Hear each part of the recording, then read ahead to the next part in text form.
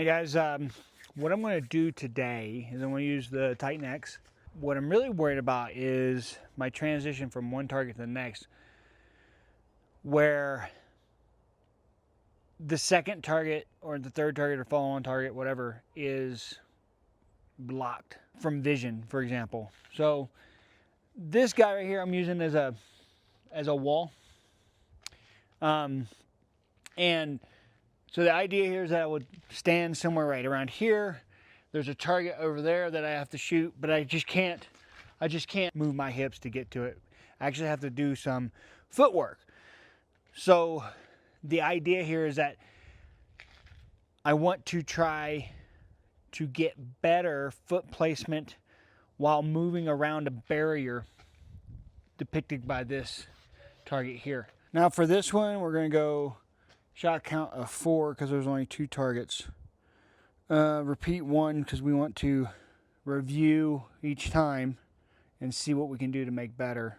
A delay of 4 to 7 seconds, whatever you prefer there. Now the idea here is that this target is a wall, so I won't be able to shoot that target. So I'll have to shoot this target and then move so I can shoot this target.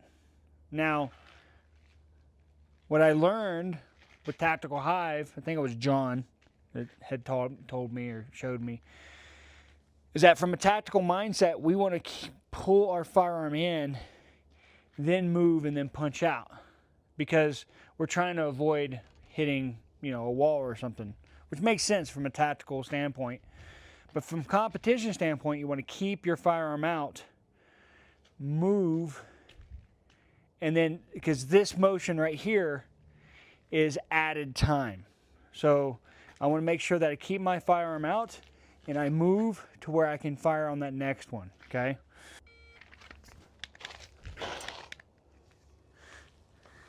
I felt myself trying to pull the gun in. I had to remind myself, hey, don't do that. Shot 1 was 1.25. At this range, maybe I should be a little bit faster, but 1.25 is not bad. Shot 2 was within that quarter second. That's good. Shot 3, so it took me less than a second to move from here to there, which is great. Let's see if I can speed that up a little bit. My total transition time was 0.64 seconds. I want that transition time to be less than that. I want it to be... All right, that felt faster. It was faster. 2.04 seconds. Those were all A hits. I reduced my transition time by 0.2. That was slower. I could feel it. A little bit slower. Okay. Transition 0.58. So I'm going to do that again because I feel like I could have gone. I feel like I could have gone faster. I could have got on that beep faster. So let me do that.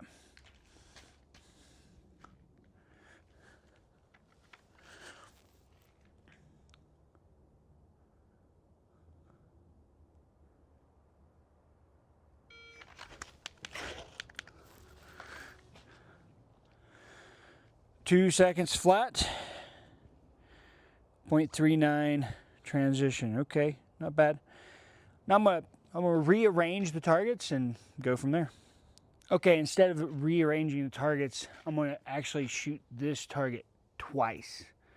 So I'm gonna shoot this target back up like I did, then this target, and then I come around the wall and shoot this target next, right? So it'd be a total of 6 shots. 2.69.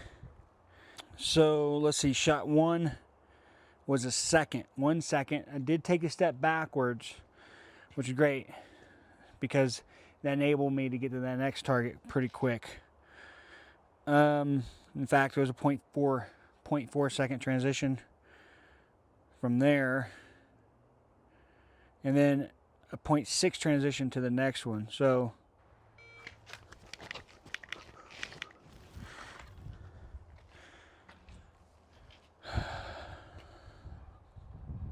that's what you can do with this thing, man. You know, the sky's the limit on your target array, what targets you're going to have, what barriers you're going to have, whatever. I can sit here, I can come up with 10,000 different scenarios that I can run, and then I'm still training those things. In fact, I'll probably run this right to left. Since I ran it left to right, I'll probably run it right to left now. All right, guys, if you like the video, like, subscribe, share, comment, do all the things in the YouTube universe, or Instagram or social media, so on and so forth. You get the picture. We really want to put out good content for you guys. I really put a lot of effort into this, so I'd appreciate it. Additionally, I do have some affiliate links below, and check those guys out, specifically Mantis Training Systems and Attorney's Arm Retainer. Tech out.